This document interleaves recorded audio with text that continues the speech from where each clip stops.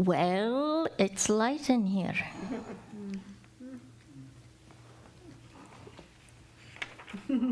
I hope it pleases you a lot, yes?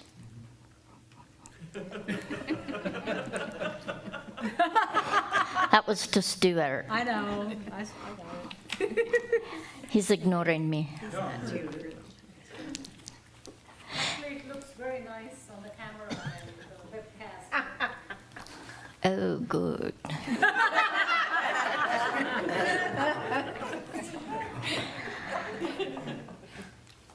So you have about 2.5 more weeks of this pretty amazing energy that's been coming through.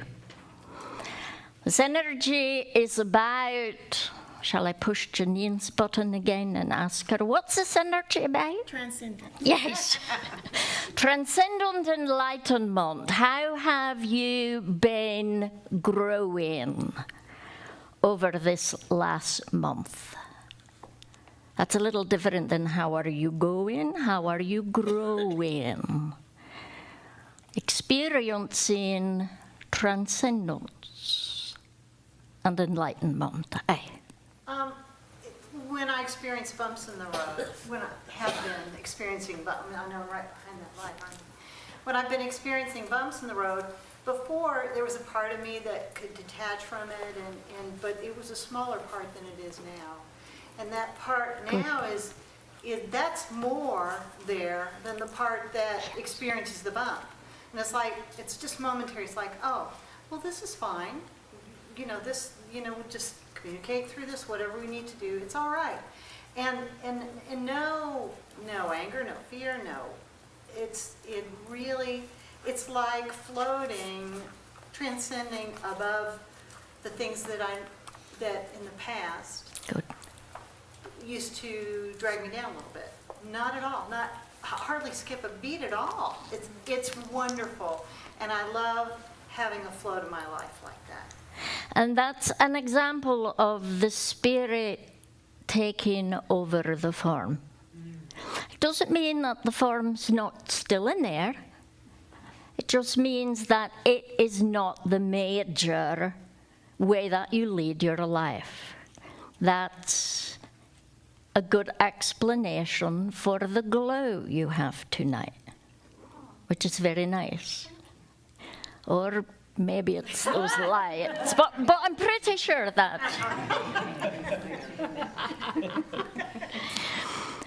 Growth over the last month. What have you seen? I have seen a lot lately, but the nice thing is That's that because you've been doing so much. Yeah, that's true.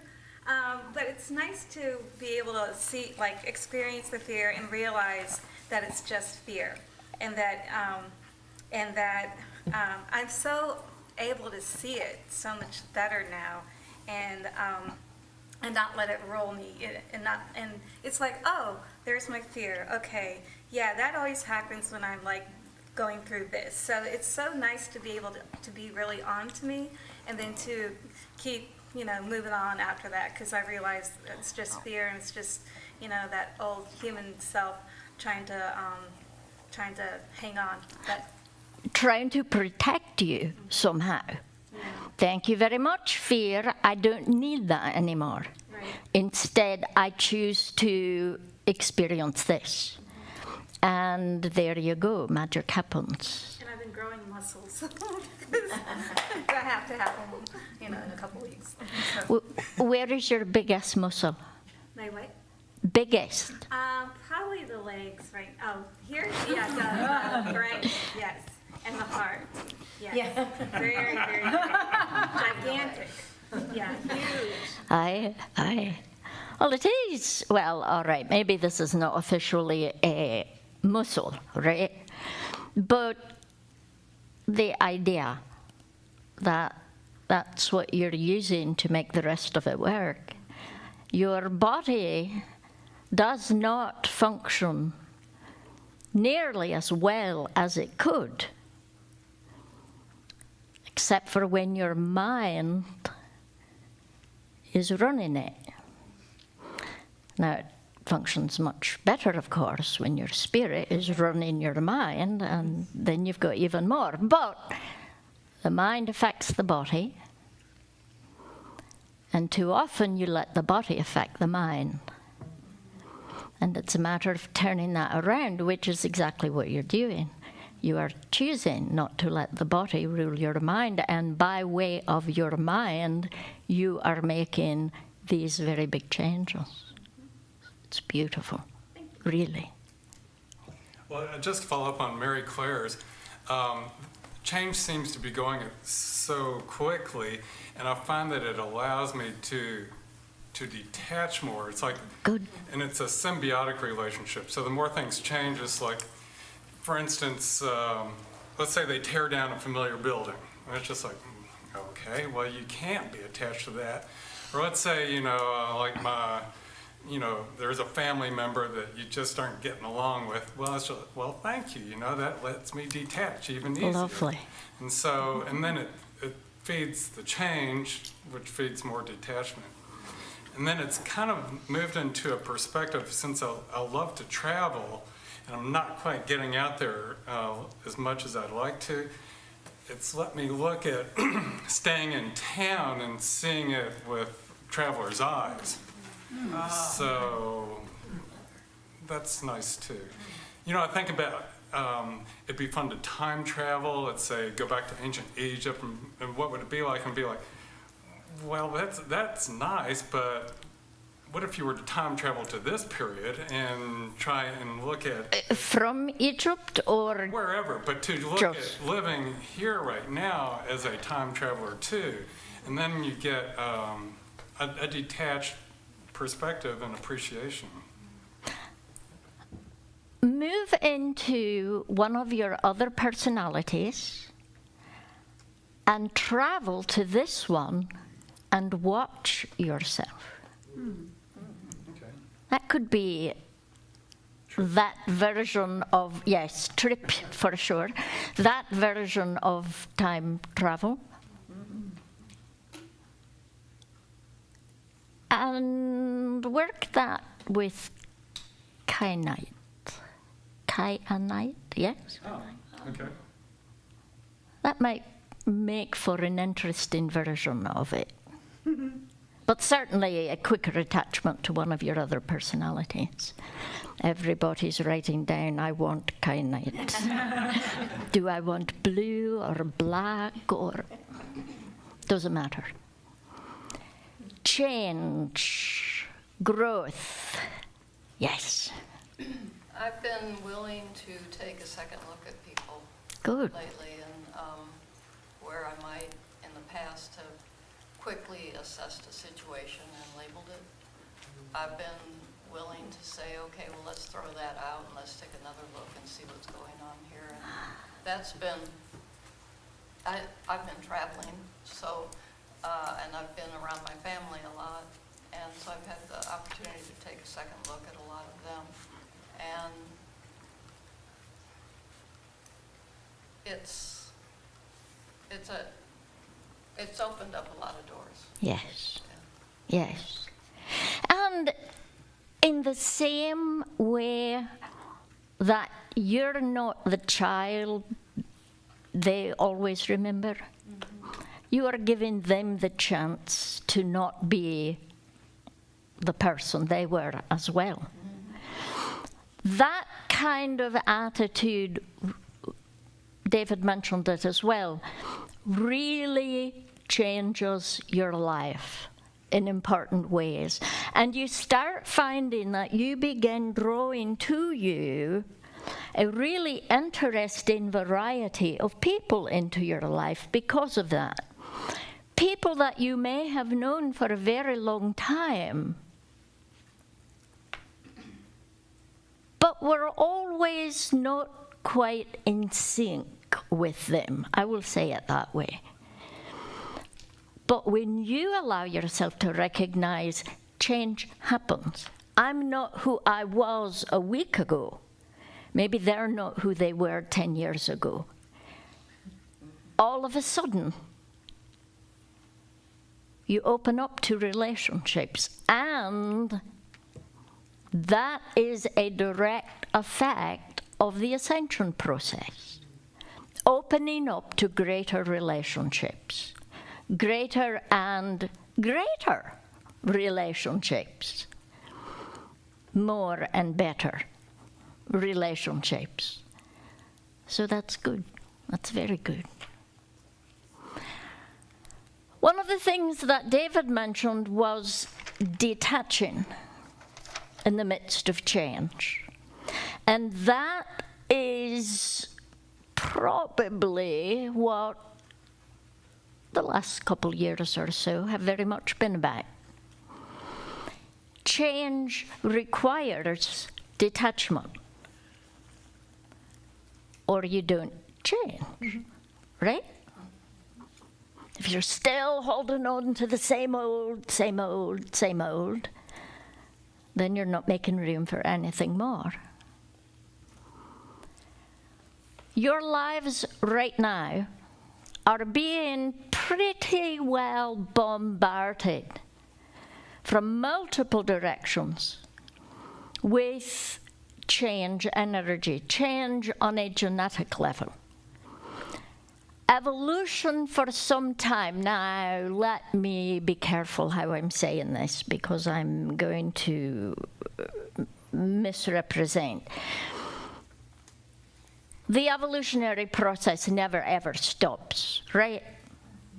But there are times that it moves much more quickly than other times. You are now in one of those times in which things are moving very quickly across all of the kingdoms on your planet, very quickly.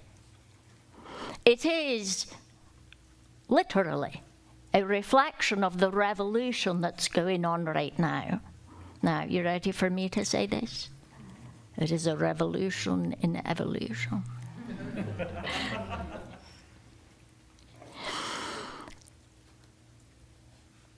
And it's happening because people across the planet are detaching and allowing change to come about. The lack of change is related to, Kathy, say that word again. Which word? The one that was the basis of what you've been seeing change. Fear, yes.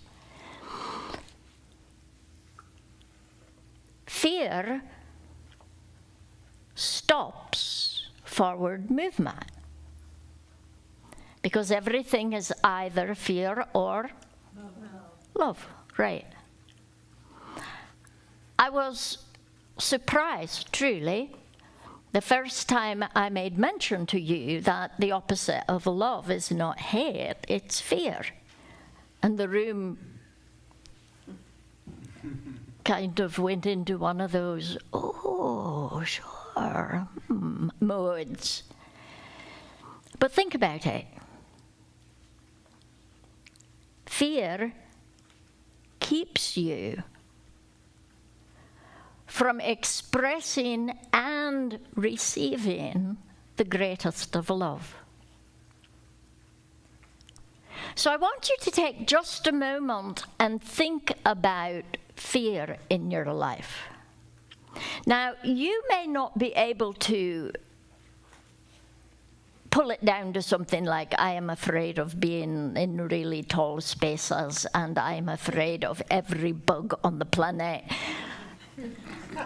And something to that effect. You may not even be thinking that you deal with much fear.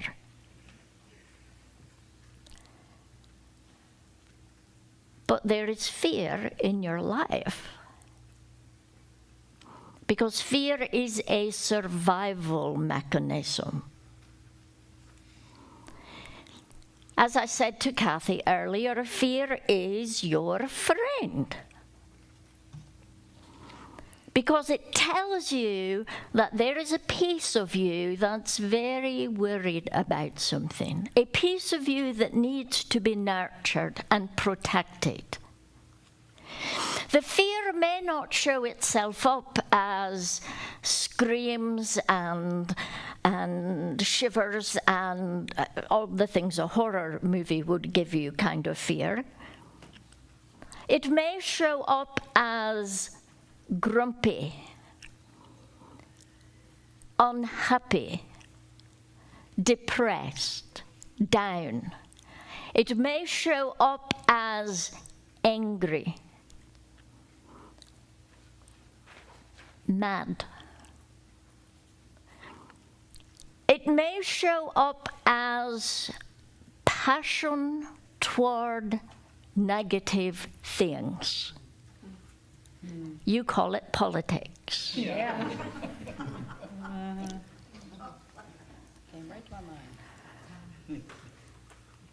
It can very definitely be passion toward negative things, not necessarily the politics itself, although I would say in your country it definitely is, but what happens to people around it.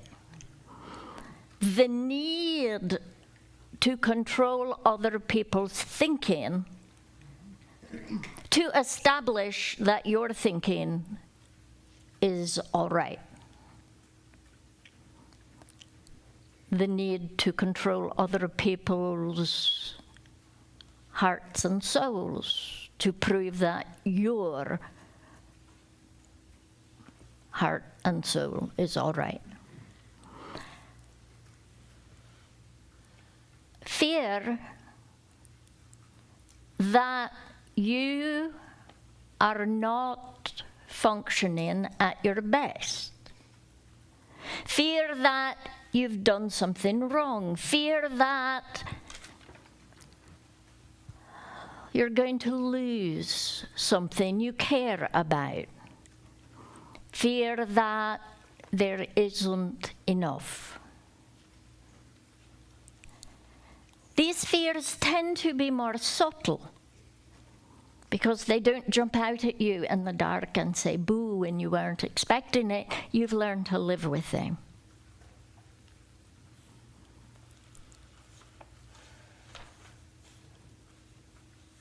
This month is very much about that changing. That idea of living with fear.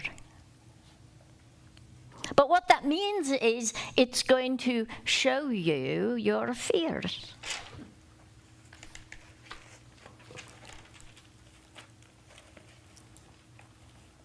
Many of the changes going on right now, and particularly tomorrow,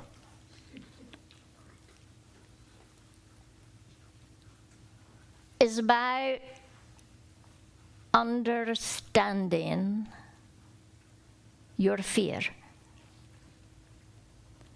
But I want you to look at this in a different manner. I want you to realize that the opposite of fear is love. So if you want to understand your fears, understand your love. If you want to check your fear, enhance your love. When you become aware of your fears, move your mind to become aware of your love in that situation. And that love will show itself up in such things as giving somebody a second chance, or realizing how far you've come, or determining that you love yourself enough to do some good things for you.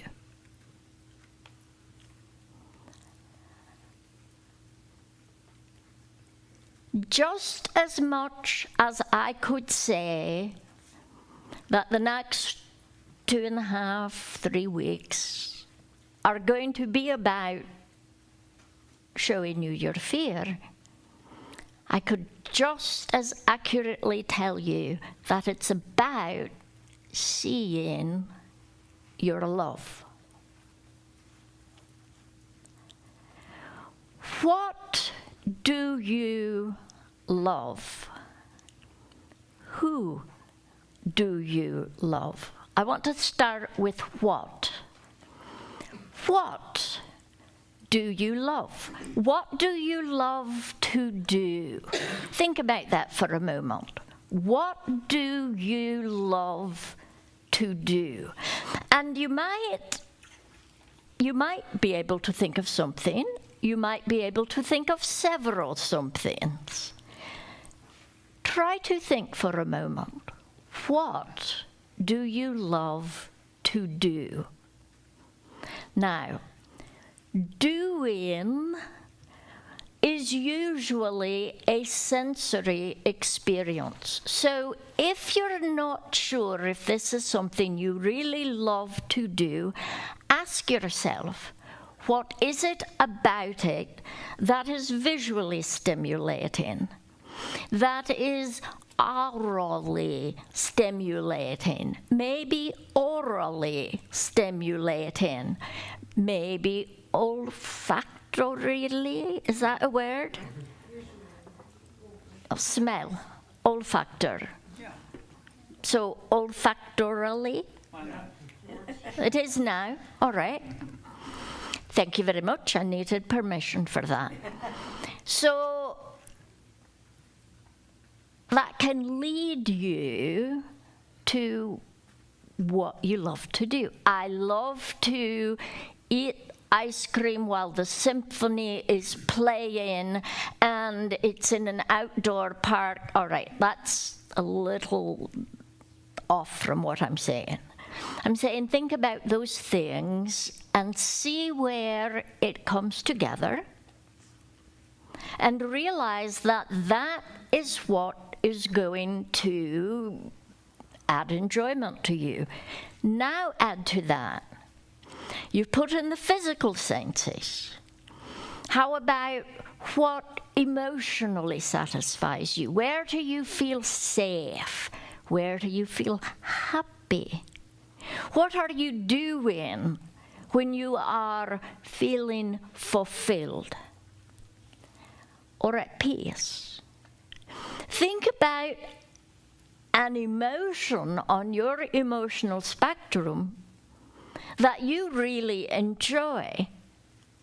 And what experience can you attach to that? I really love to laugh. So what is an experience I've had recently in which I really laughed? That's going to help you know what you love. Now here comes the big question about that. Have you thought of something that you love to do, that you love? When is the last time you did that? And yes, ideally the answer would be today. All right, ideally the answer would be right now at this moment, right? Because you are holy and good and you know that now is all there truly is and the rest of it is simply an illusion. And there is no past and there is no future, so of course there is only this great and holy now. We'll get that over with. So assume that one, and then have you been able to think of what you really enjoy and when is the last time you allowed yourself to do it? Now, here is the next part of that question. When is the last time you allowed yourself to truly immerse in it? It didn't just happen to you, but you happened to it. You love to laugh, so you sought out a situation that would allow you to laugh. Instead of, oh, I just really laughed at this joke. You understand where I'm? All right. When were you last immersed in the experience rather than simply registering that you enjoyed it? And that answer is going to tell you the kind of rut you are in your life, even with good things. And there's a danger to that. Getting into a rut with good things is still a rut. Well, I have this routine that I regularly follow that are all about my very holy and good spiritual practice, and my holy and good physical practice, and my holy and good mental practice. I'm so perfect I didn't know what to do with myself. A sand, just a sand. And if that were true, you would have ascended.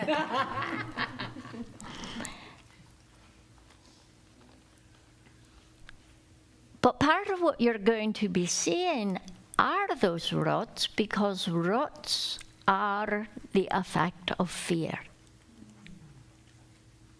You are in a rut because you have a fear that is more important to you than change is. Even a good rut. Well, aren't good habits a good thing to have in your life? All right. I want you to think about dogs, because one of my favorites is in here right now. Right there, nuzzled up to Margaret. Your dog is a whore, Mary Claire.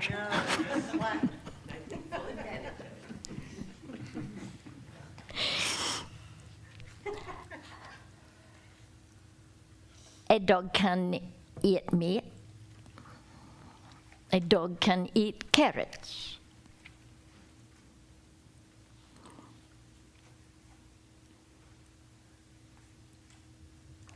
A dog will pretty well manage on whatever is in front of it.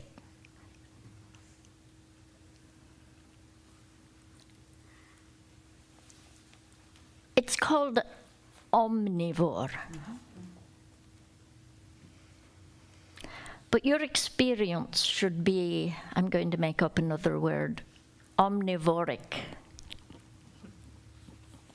Don't you know that David is sitting in there at his television or his computer right now saying, oh, gosh, I wish he'd stop doing that. Omnivoric. Your routines, great routines, will become stale and useless to you if they don't switch up occasionally. You should not have a good routine. You should have several good routines that you can move in and out of as needed. You need change in your life. Yes, I'm talking to you. You need change in your life. With the great stuff going on and the rotten stuff going on. So what do you need to bring into your life to make you most able to accommodate change? One word: more love. Consciously putting more love into your life, into everything that you are doing, is going to correct those, I'm going to say the word, mistakes of even good routines. Because the consciousness of love, really, the consciousness of love is very much like a bulldozer creating new paths, eliminating obstacles, and keeping you fresh.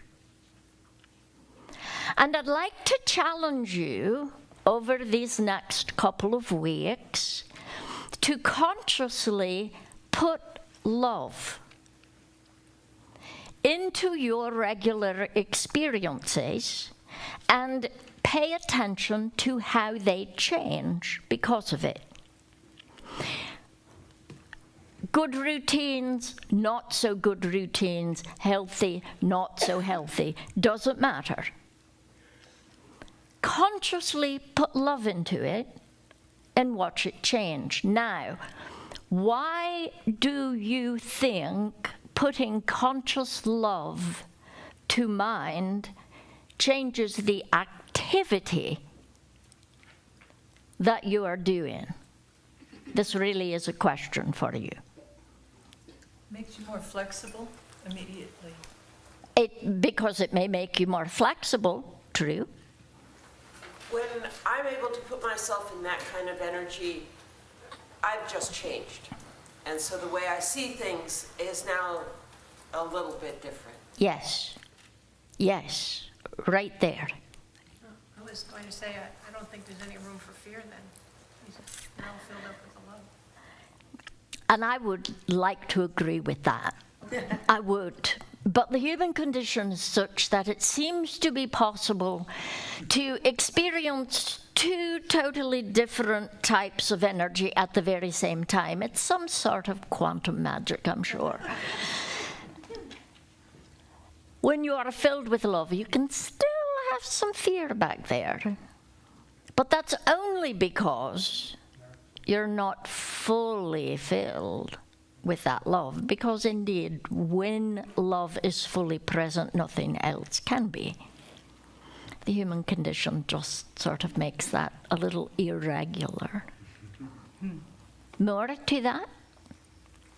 So with the awareness that I set the bar against myself, I've been playing with that, the vibration that I'm putting out, I set the bar against what I'm putting out. So Yes. there's nobody or nothing to blame. There's no dichotomy. It's just, Don't you hate that part?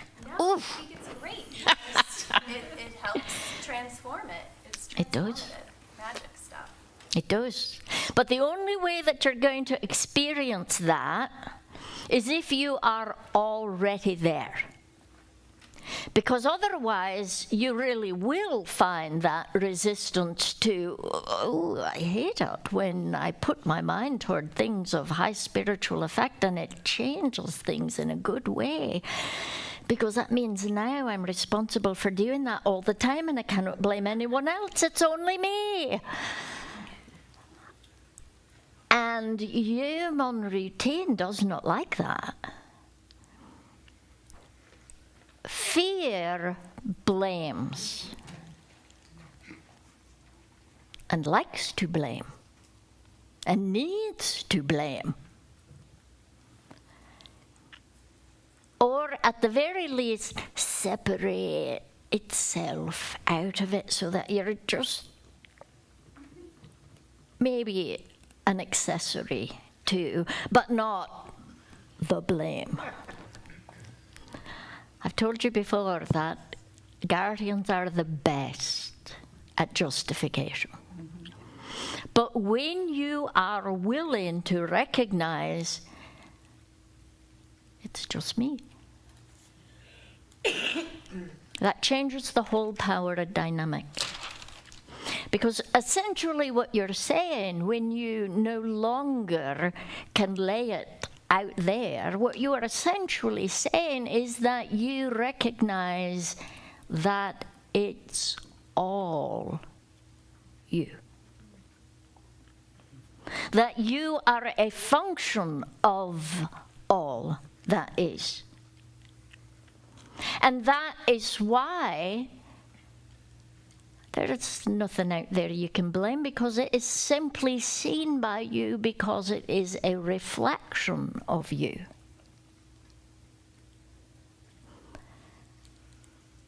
It's very powerful. To bring conscious love to your life, it changes everything. I have been talking over the last month about relationships, ascended relationships. And the real bottom line to that whole set of lifescapes pretty much could be said when you are functioning in conscious love, then the relationships around you are going to be functioning in ascension.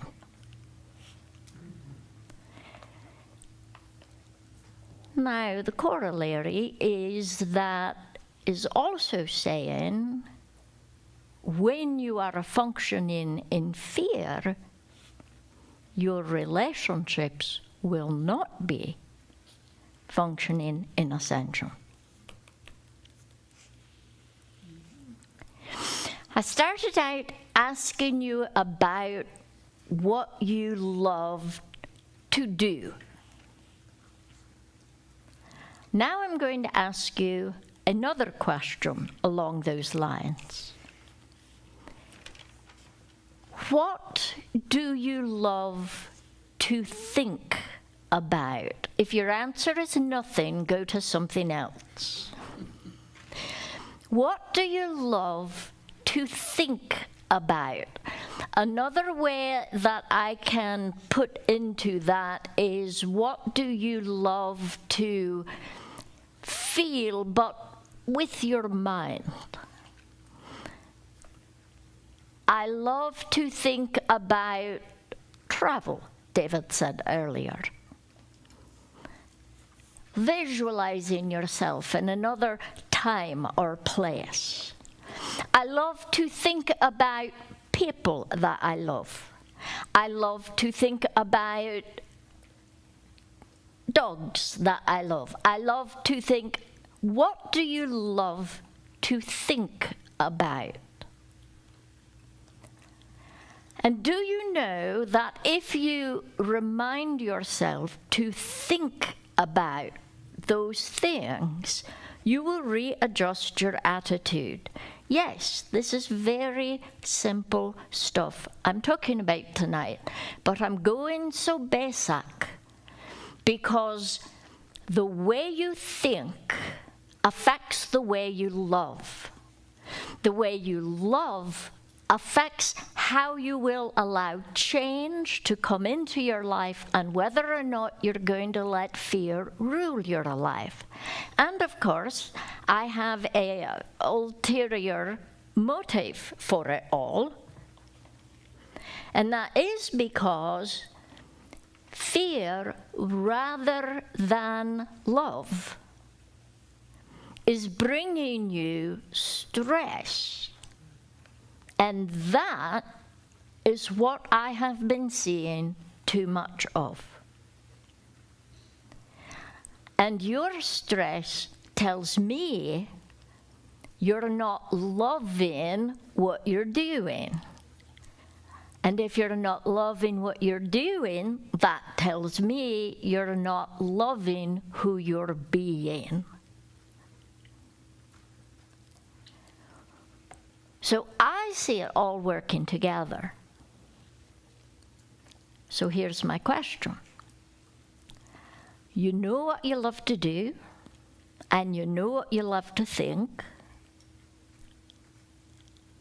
What can you do to bring more of that and less stress into your life?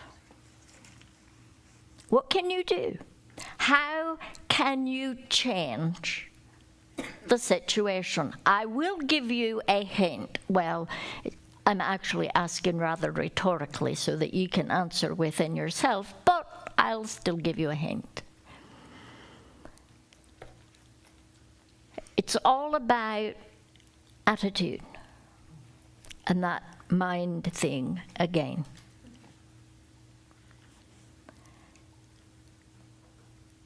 When I talk to you about consciously living love, which is the only thing I'm here to talk about. And I wrap that little box 1,000 different ways to give you that consciously living love. What does that mean to you? Well, Samuel, if I am consciously living love, that means that I'm perfect and not stressed and have no worries, and everything is flowing exactly the way it should be, and I'm a very spiritual being. Wrong. Because the world happens. Yes, that was exactly what I had in mind. I just wasn't going to say that. You didn't say that out loud, did you? I don't think so. Oh, all right. I suddenly realized she did not say that out loud. I should not have done that. I've had a lot of experiences of that in my life. You have choices. Right now, as I said the last time we were together, you're in a time in which doorways are in front of you. You may or may not be finding that those doorways are opening. And there's a reason for that. You don't go near doorways you are afraid of, to even check them out to see. But you know, as Bobby said earlier, you might should give them a second chance, because they might surprise you. Who knows what muscle memory is? Most of you, somebody tell me, what is muscle memory? Sure. Well, using dance as an example, when you do a movement and repeat it over and over and over again, the muscles remember that movement and it's easier and automatic. Becomes easier to do, and if you let off for a while and come back to it, you pick it back up more easily than somebody who doesn't know it at all, even if they're in better fitness than you. It's an amazing thing that the body is capable of doing, remembering. You have muscle memory in your spirit. The spirit you are remembers. It remembers who you have been and what you are. And because there is no time, it also remembers who you're going to be.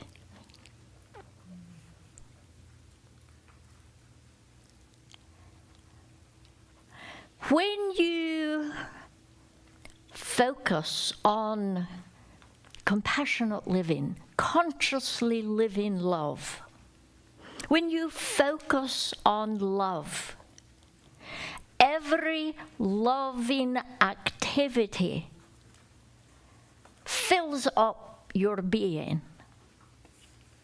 A loving activity from your childhood, a loving activity from 8,000 years ago, a loving activity that you wouldn't count as having happened yet. Your spirit has muscle memory, so you need to flex it more. Did you get that? Lakshmi and Stuart are rolling their eyes now.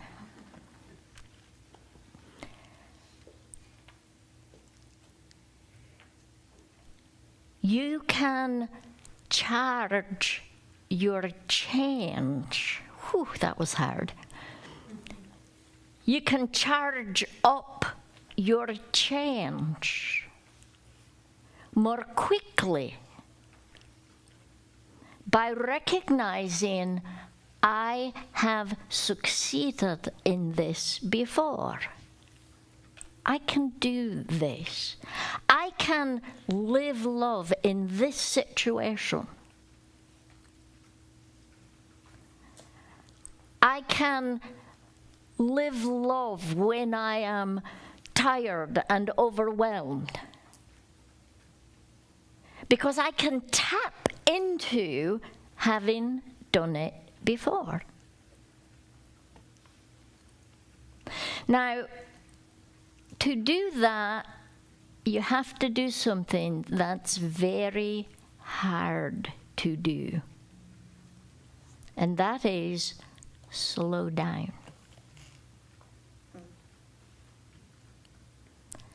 Step back sometime and watch conversations. This culture doesn't like gaps. Mind the gap. All right? This culture doesn't like silent spaces. Again? Pauses. Yes, it does not like pauses. It wants to fill it up. But in order to touch into a greater self, you've got to go slowly enough in your speech, for instance, that you can have a piece of you reaching back and making that connection and pulling it forward and filling your heart with it before you get right into that next line. Because that's how you tend to go. Mm-hmm. Slow down. Don't rush. Back away. Give your mind time to accept what your heart is telling it. Slow down. Now, slowing down allows conscious behavior.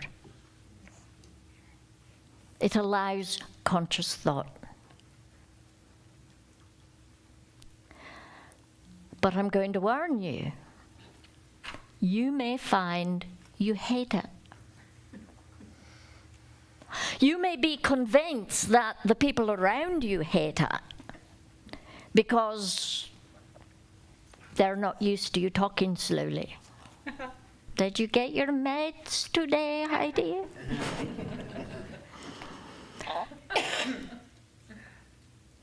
Slow down. Slow down and let yourself think. If you find you're resistant to it, perhaps it's because you don't want to know what you're feeling and what you're thinking. And you have been pushing and rushing so that you did not have to.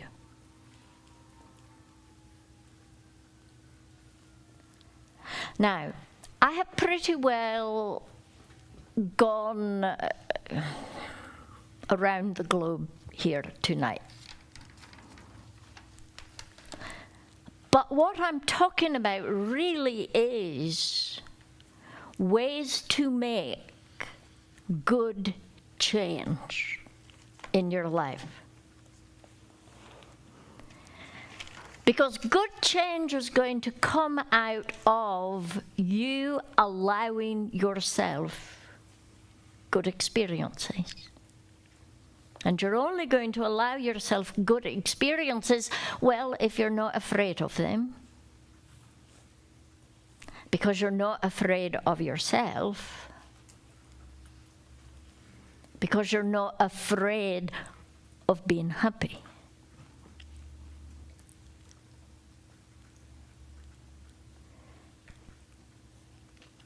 You're only going to allow yourself that happiness and resistance to fear when you are comfortable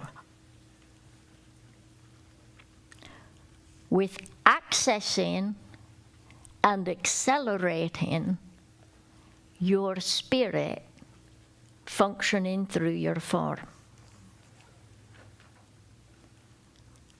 And until that happens, true and lasting change will not come about. The energetic transmissions right now have been affecting you molecularly. Some tongues simply aren't meant for those words. On an atomic level, change is affecting your world with regard to basic functions of life force.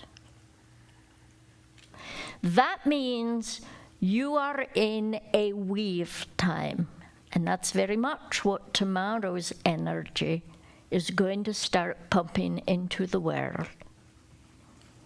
That weave. Change is transformation. Transformation will lead to the transfiguration. This energy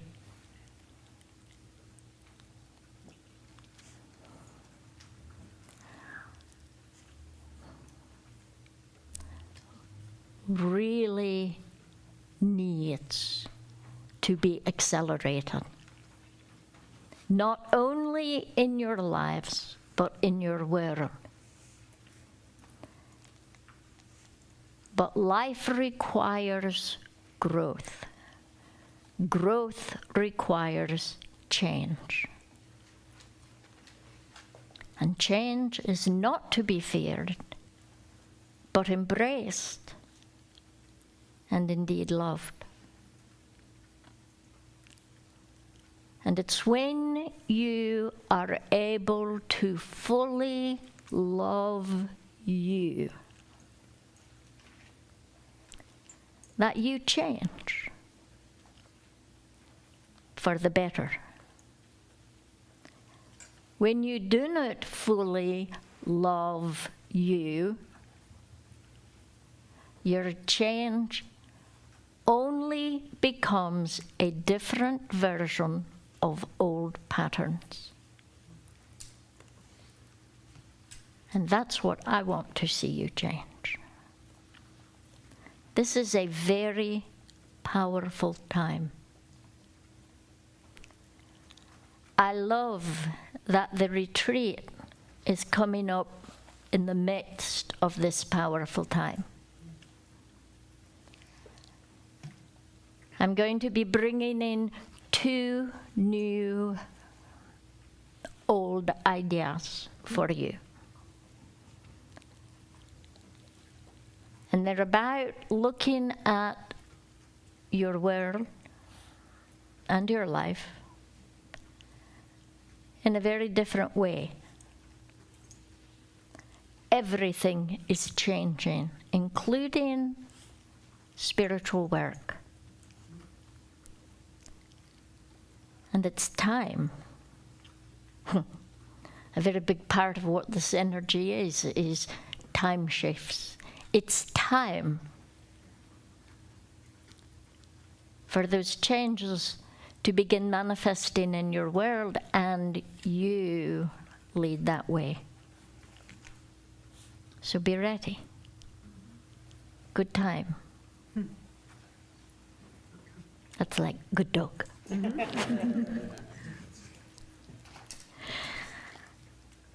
Have a good few weeks. Look in the mirror.